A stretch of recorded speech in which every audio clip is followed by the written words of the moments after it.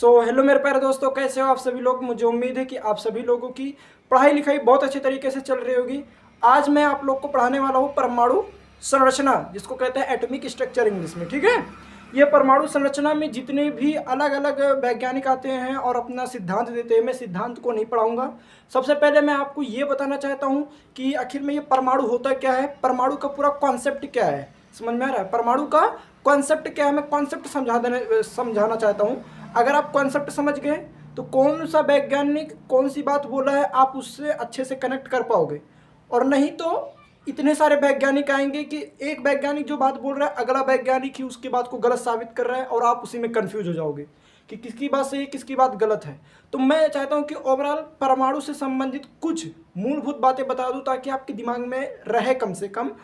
और जब आप उन वैज्ञानिकों का सिद्धांत पढ़ने जाए, जैसे जॉन डाल्टन हो गया, जे थॉमसन हो गया, रदरफोर्ड हो गया, जेम्स चैडविक हो गया, गोल्डस्टीन हो गया इत्यादि, और इन सब लोगों का अगर आप थ्योरी पढ़ोगे ना तो वाकई में कंफ्यूज हो जाओगे कि आखिर में रदरफोर्ड ने क्या बोला है और नील्स बोहर ने क्या बोला है। जे थॉमसन के परमाणु मॉडल में और जॉन डाल्टन के परमाणु मॉडल में डिफरेंस क्या है। डिफरेंस बहुत कुछ है, लेकिन मैं चाहता हूँ कि आप सभी लोग को ओवरऑल थोड़ा ऊपर ऊपर से सिर्फ समझा दूँ कि परमाणु एक्चुअली होता है, क्या चीज़ होता है। ठीक है, तो चलो शुरू करता हूँ मैं आपको समझाना। यहाँ पर मैं लिखता हूँ परमाणु। क्या? परमाणु। तो ये परमाणु होता क्या है बेसिकली कि हमारे आसपास में जितनी भी आपको पदार्थ दिख रही है, समझ में आ रहा है। जैसे आप अपने आजू बाजू में देखिए क्या क्या आपको दिख रहा है। जैसे आपको पेन दिख सकता है, दीवार दिख सकता है, अपना कपड़ा दिख सकता है, कॉपी किताब, हाँ बहुत सारी चीज़ें दिख सकता है जिसमें आप देख रहे हो, वीडियो मोबाइल, ये सब क्या है, एक तरीके का पदार्थ है। तो ये जो पदार्थ होते हैं, क्या पदार्थ यानी मैटर, ये जो पदार्थ होता है, पदार्थ बहुत सारे छोटे छोटे अणुओं से मिलकर बना होता है। अब आप कहोगे ये अणु क्या चीज़ होता है, अभी समझा रहा हूँ। पदार्थ जो होता है, जैसे फॉर एग्जांपल मैं बोल रहा हूँ कि ये मार्कर है, तो ये मार्कर एक पदार्थ है, लेकिन ये बना किससे है। जैसे फॉर एग्जांपल ये एक लाइन है, अगर मैं आपसे कहूँ कि इसको काटिए, आप तोड़िए, तो आप कहोगे इस तरीके से मैं काट सकता हूँ। तो एक लाइन ये, एक हिस्सा ये हो गया, एक हिस्सा ये। मैं कह रहा हूँ कि इस एक हिस्से को और तोड़िए, तो कहोगे ये 3 हिस्सा हो गए, 1 2 3। मैं कह रहा हूँ एक हिस्से का और तोड़िए, अब देखिए कितने हिस्से हो गए, 1 2 3 और ये 4। अब आप जरा बताइए क्या इसको ऐसे काटते जाए, ऐसे बारीक बारीक बारीक बारीक, क्या एकदम लास्ट में जो पॉइंट बच रहा है, ऐसे एक पॉइंट बचेगा, तो क्या ये पॉइंट अब काट पीट सकते हैं, हम विभाजित कर सकते हैं, तोड़ सकते हैं? तो आपको कि बहुत छोटा हो गया है, लेकिन ये छोटा हमारे आंखों में हो गया है। समझ में आ रहा है, हम इसको नहीं देख पा रहे हैं।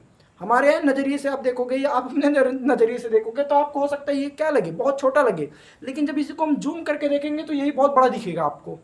आप समझ पा रहे हो मैं क्या कह रहा हूँ? यही छोटा सा बिंदु जब जूम करके देखोगे तो बहुत बड़ा दिखेगा।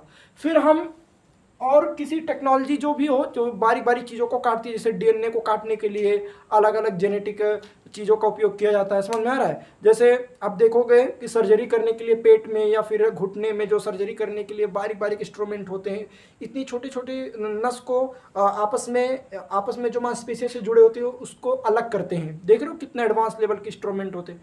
तो अब उन सभी इंस्ट्रूमेंट से, यानी क्या बोलते हैं उसको, तकनीकों से, उन सब तकनीकों से, टेक्नोलॉजी से अगर उसको आप क्या करोगे, तोड़ोगे, बारीक करोगे, तो एक टाइम ऐसा भी आएगा कि इस पॉइंट का एकदम लास्ट हिस्सा बचेगा। क्या बचेगा? एकदम सा लास्ट हिस्सा बचेगा।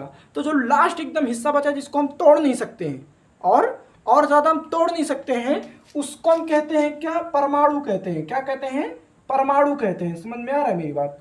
परमाणु यानी परमाणु एक ऐसी चीज़ है, परमाणु हम बोल सकते हैं कि एक ऐसा, ये क्या लिख रहा हूं मैं, परमाणु। तो परमाणु एक ऐसा चीज है जो जिसको हम और ज्यादा काट पीट नहीं सकते, तोड़ नहीं सकते। वो अपने आप में इतना स्मॉल हो गया कि हम उसे और ज्यादा तोड़ नहीं सकते हैं। समझ में आ रहा है? अभी ऊपर से समझो, हालांकि इसको भी तोड़ सकते हैं, ऐसा नहीं है कि परमाणु को हम तोड़ नहीं सकते हैं, काट पीट नहीं सकते, कर सकते हैं, लेकिन अभी के लिए तुम समझो 9th में पढ़ रहे हो तो तुम्हारे लिए यही समझना बेस्ट होगा, सही बेहतर होगा कि ये समझ के चलिए कि परमाणु को हम तोड़ नहीं सकते हैं। समझ में है? अब ये जो परमाणु है, ऐसे ऐसे कम से कम 2 परमाणु मिल जाए, इसको मैं मिटा दे रहा हूं। ऐसे ऐसे कितने परमाणु? 2 परमाणु। यानी जब 2 परमाणु मिलते हैं तब क्या बनता है आपका? अणु बनता है। क्या बनता है आपका? अणु। यानी 2 परमाणु मिलकर अणु बनता है, और ऐसे अरबों खरबों अणु मिलकर, अरबों खरबों अणु मिलकर क्या बनता है, पदार्थ बनता है। समझ में आ रहा है। यानी अगर मैं कहूँ कि बताओ 10 अणु हैं तो 10 अणु में कितने परमाणु होंगे, तो 20। अगर मैं 100 अणु बोल रहा हूँ तो 100 अणु में कितने परमाणु होंगे, 200 परमाणु होंगे। तो यानी कहने का सिंपल मतलब है कि 2 परमाणु मिलकर क्या बनते हैं, अणु। और ऐसे अरबों खरबों अणु मिलकर क्या बनते हैं, पदार्थ बनते हैं। समझ में आ रहा है मेरी बात। तो ये आपको समझना है कि परमाणु क्या चीज़ होती है। अब हम समझते हैं क्या कि जो परमाणु है, परमाणु के बाद अणु जो है, ये अणु और परमाणु में डिफरेंस क्या है। तो परमाणु जो होता है ये स्वतंत्र आपको नहीं मिलेगा। स्वतंत्र कहने का मतलब क्या है कि ये बहुत खुले में आपको नहीं मिलेगा। समझ में आ रहा है। ये कभी ना कभी किसी से अपने ही जैसे लोगों से जुड़ा रहता है।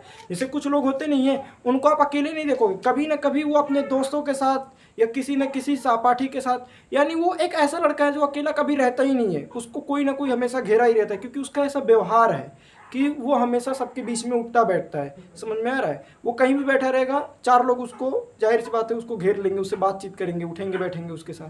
ठीक उसी तरीके से परमाणु है। तो परमाणु कभी अकेला नहीं रहेगा, उसके साथ एक दूसरा परमाणु जरूर आके ऑटोमेटिक टच हो जाएगा, क्योंकि उसका व्यवहार वैसा है। समझ में आ रहा है।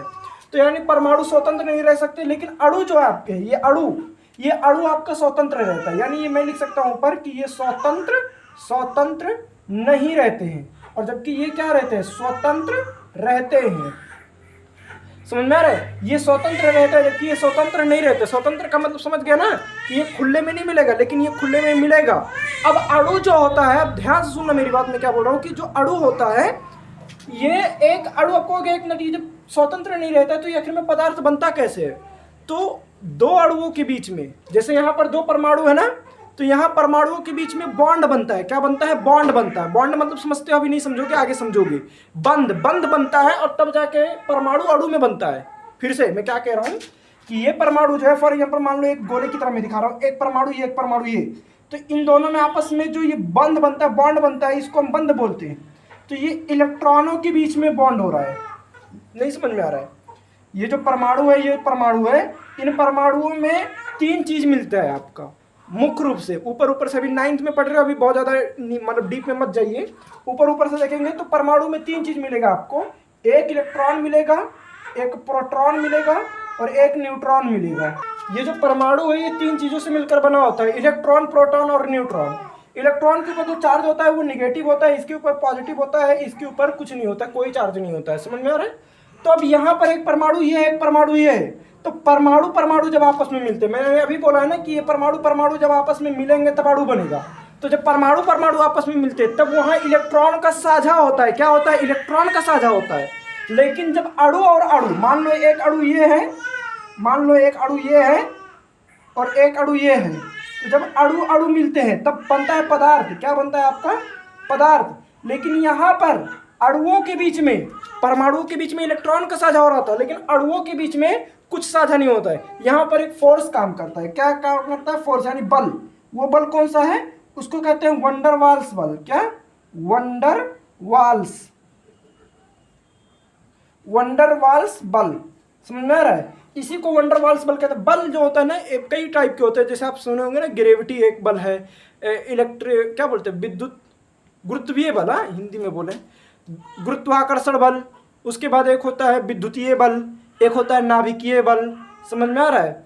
तो इसी तरीके से एक बल होता है क्या, वंडर वाल्स बल, जो 2 अणुओं के बीच में लगता है। तो इससे आपको साफ हुआ कि जब 2 परमाणु आपस में मिलते हैं तो इलेक्ट्रॉन का साझा होता है, और जब 2 अणु आपस में मिलते हैं तो वहां पर वंडर वाल्स बल वंडर वाल्स बल वहां पर काम करता है, जिसकी वजह से फिर क्या बनता है, पदार्थ बनता है। इतना समझ में आया, ठीक है।